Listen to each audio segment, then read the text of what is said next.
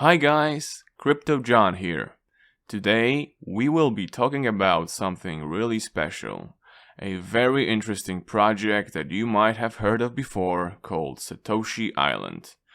Now this is something that is obviously revolutionary. We're talking about a private island that is made fully for crypto users.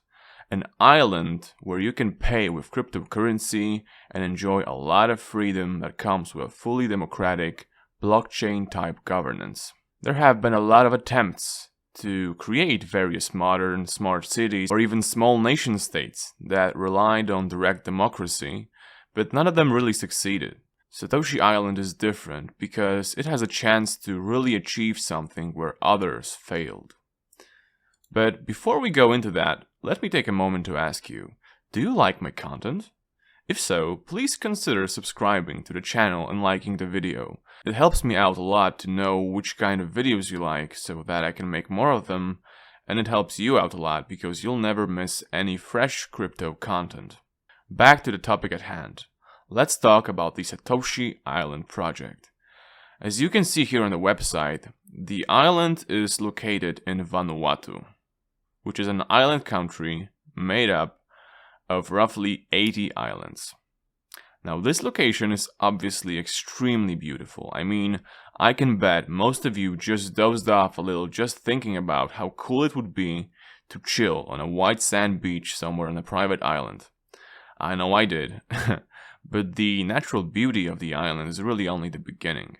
The real reason why this project is so revolutionary is that it is an entire island mini-utopia dedicated to the crypto community. Let's start with the technology.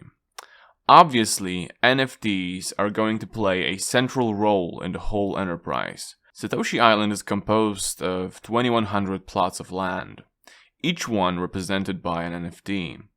Buying the NFT gives you the right to own the land, which is, I must admit, a great use of this innovation. I mean, don't get me wrong, there is nothing wrong with NFTs used to represent art, but representing real estate is really the next level.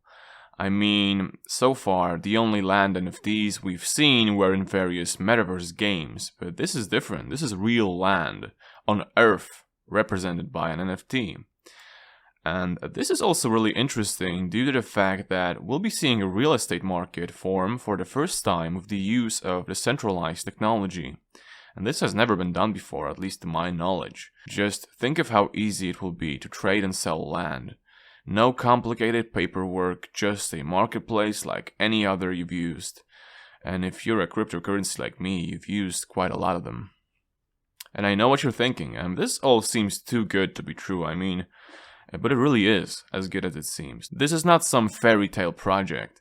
The Satoshi Island has been in development for years and has been officially approved by the Vanuatu government, making it the first crypto project to receive government support ever. It is also supported by Tencent, which the project is in partnership with, and Tencent is obviously a huge company, and the reason I'm laying all of this information out is so you know that this is really legit. This is really legit.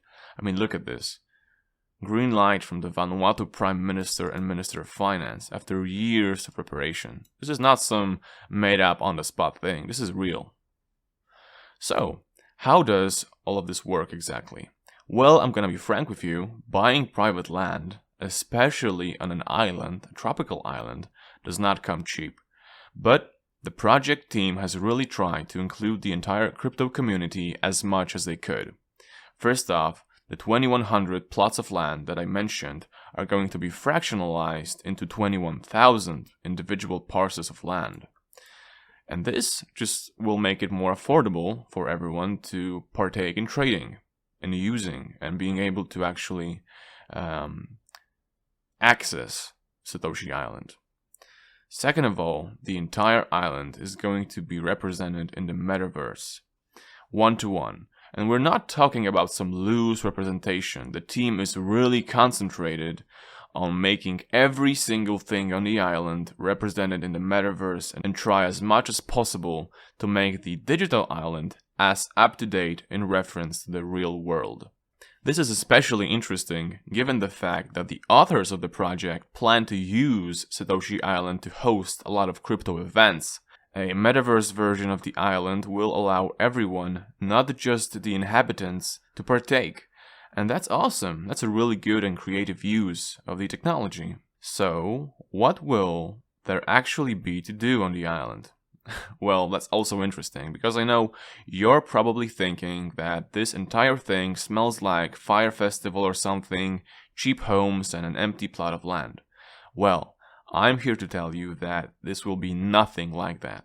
Not only will every building on the island be made specifically using state-of-the-art modular architecture that is at the same time accustomed to the natural environment of Vanuatu, we also know that from the team that any islander can expect the Satoshi Island to have all the facilities of a modern city.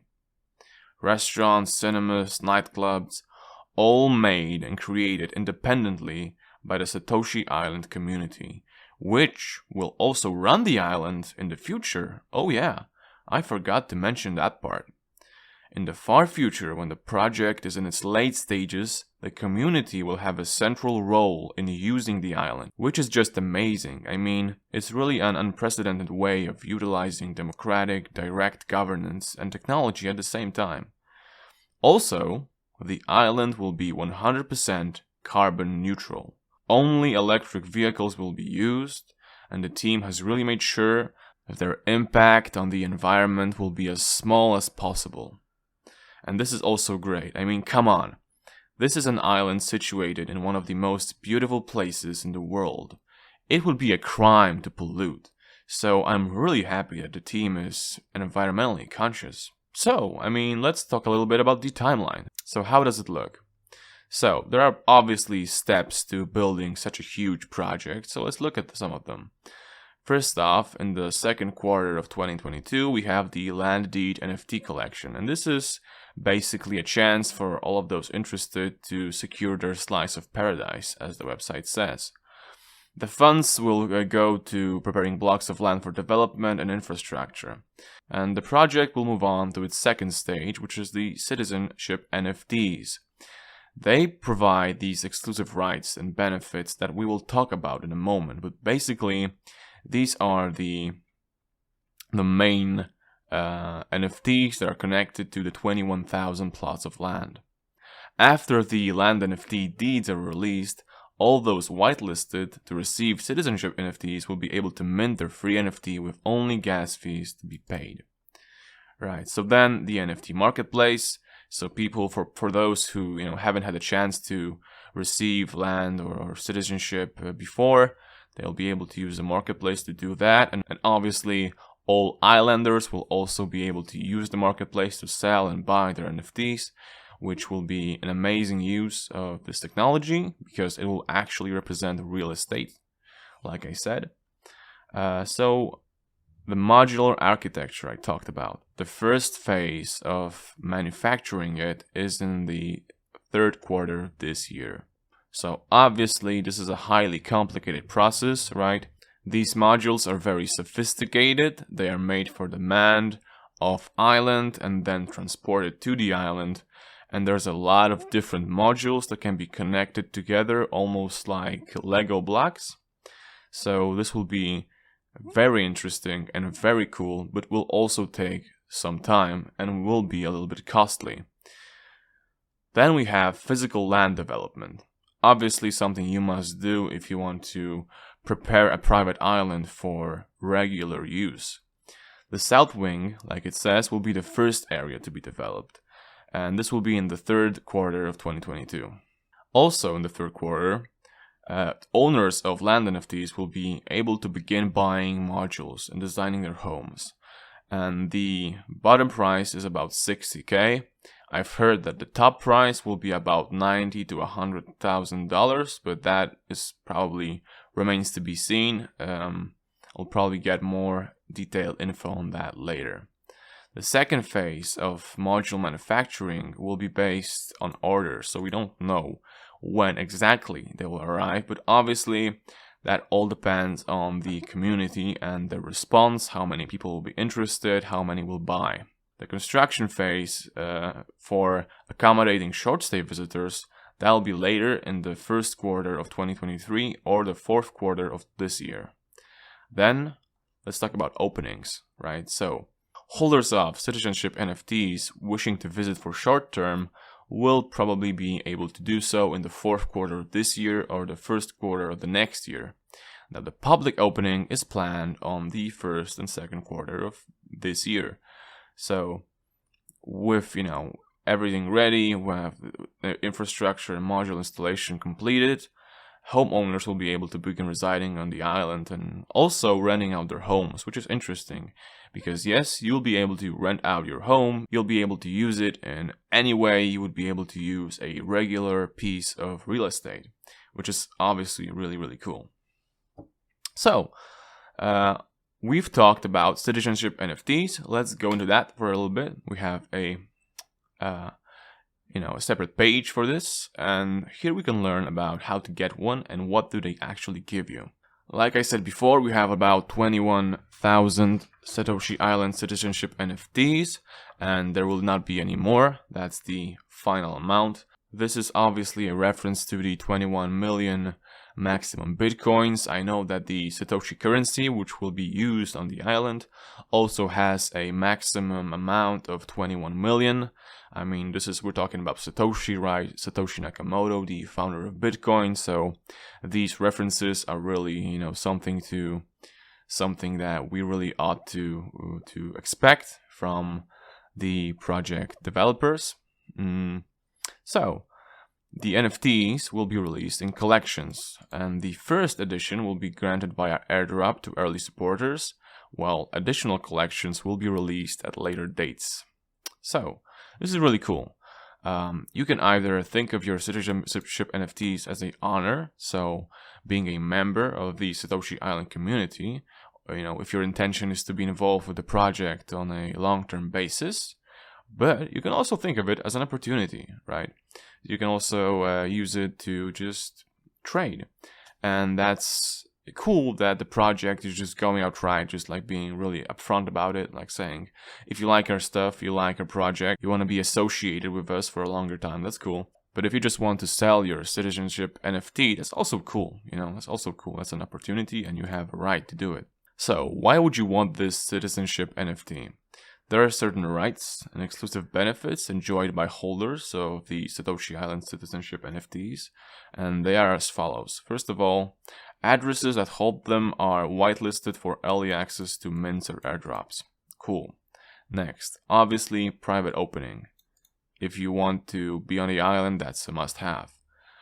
Third of all, advanced NFT security. These are really cool features that the team developed to make sure that these NFTs that are really costly, especially the land NFTs that might set you back for about $60,000, are protected in ways that make sure that even if your wallet gets compromised, God forbid, you'll be safe without having to worry about your NFT being used by someone or sold without your consent.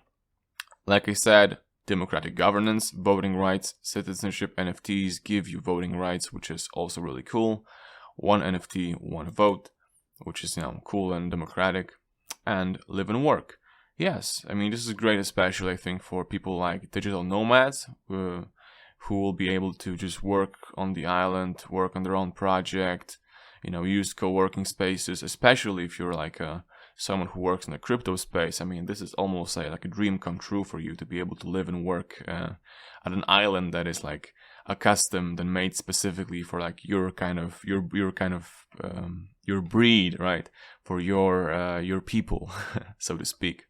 And it's also, like I said before, it's also possible to just run businesses on the island, to establish crypto projects and events on the island. There's no limits really. And with the citizenship NFT, you'll be able to do all of that. You'll be able to have, you'll have the right to really enjoy the privileges that come with the citizenship status. And of course, building and owning a home, anyone can own land NFTs, but those who would like to develop the land into private homes or apartment complexes must also hold a citizenship NFT. These two combined give you the full access to do whatever you want. what's also interesting. Obviously, it's important to remember that the Satoshi Island citizenship is not the same as Vanuatu citizenship. However, it's not a really hard for Satoshi Islanders to also receive the necessary documents to be able to visit and really enjoy the Vanuatu Islands. And that's about it, folks. Let me tell you, I am extremely excited about this project. I think it is going to be groundbreaking, and I can't wait to see what comes out of it. I mean, if you're also interested in it, the links will be in the description. Check it out for yourself. Let me know what you think. Like the video and consider subscribing the channel if you like what I do. And as always, thanks for watching.